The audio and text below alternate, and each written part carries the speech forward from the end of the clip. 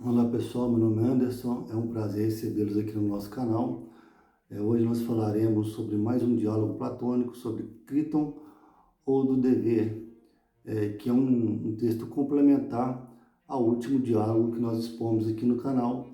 Mas antes de continuarmos, eu gostaria de pedir a você que, caso ainda não seja inscrito, que se inscreva no nosso canal, que curta nossos vídeos, que acione as notificações e nos acompanhe aqui no YouTube. Estou aqui com o meu volume dos Pensadores, uma edição da Nova Cultural.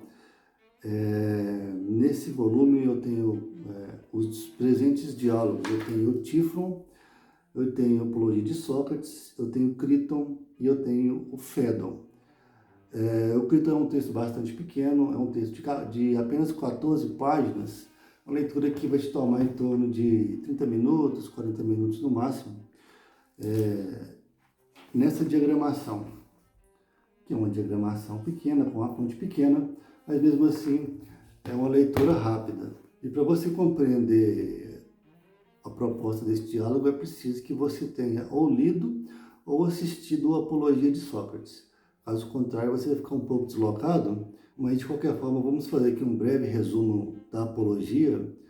Para facilitar, Sócrates ele foi denunciado por desafetos perante o tribunal de Atenas, com as acusações de corromper a juventude, de ateísmo, de negar os deuses oficiais da cidade de Atenas e de tentar introduzir novos cultos. Eram acusações falsas que foram rebatidas durante a autodefesa que Sócrates fez. Na verdade, a apologia é o discurso, o monólogo de autodefesa que o Sócrates faz perante os magistrados e os cidadãos, mas mesmo assim Sócrates é condenado, fruto de uma sentença injusta, e a pena é a morte por envenenamento, por cicuta, uma pena que poderia ter sido evitada caso Sócrates tivesse abrido mão dos seus princípios e das suas convicções, se ele tivesse adulado seus acusadores, tivesse se humilhado, mas ele mantém a dignidade, ele mantém os seus princípios e em razão disso ele tem que pagar o preço da execução. Porém, a execução de Sócrates não foi imediata, ela teve que ser adiada por um período de 30 dias, porque durante viagens votivas de navios à ilha de Delos, execuções eram proibidas. Então, em uma das manhãs que Sócrates estava em cárcere, adormecido, tranquilo e sereno, ele recebe a visita de Criton. Na verdade, quando ele desperta, ele vê Criton ao seu lado e pergunta como que Criton havia conseguido entrar na cadeia tão cedo. E ele responde que os guardas lhe deviam favores e que estava surpreso com a serenidade que Sócrates estava, mesmo com a iminência da sua própria execução.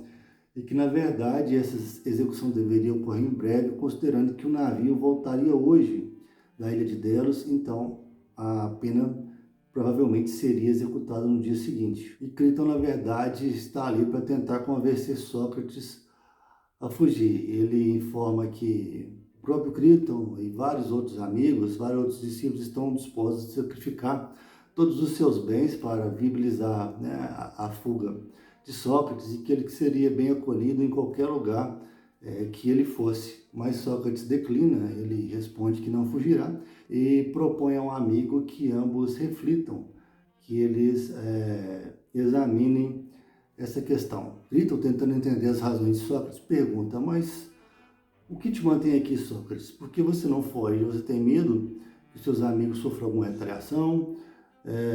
Você tem medo da opinião pública, que vai te condenar? Você tem receio de viver sob uma má reputação? Então Sócrates ele responde ao colega: haveria justiça em comprometer a situação do carcereiro fugindo durante a sua guarda, Haveria justiça em comprometer a reputação dos seus amigos, tornando-os cúmplices de uma fuga, de um ato ilegal?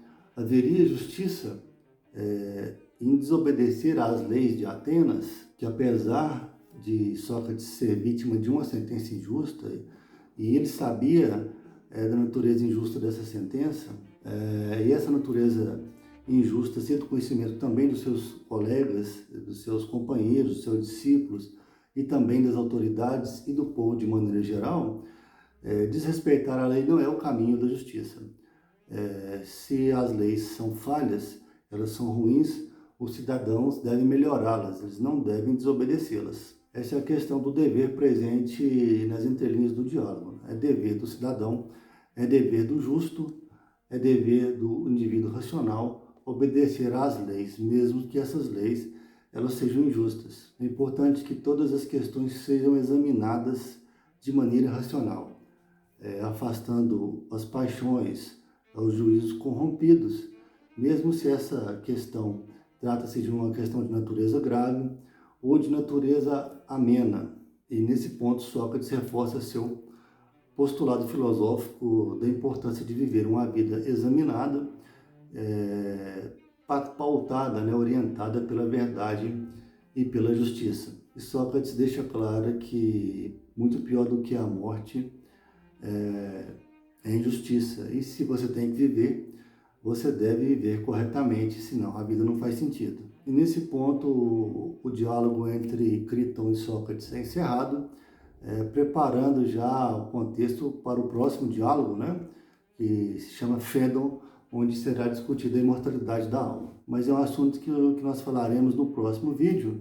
Então, nós também encerramos por aqui, agradecendo a presença de todos e pedindo mais uma vez que, se não for inscrito, que se inscreva no nosso canal, curta os nossos vídeos e nos acompanhe aqui no YouTube. Abraço e até a próxima.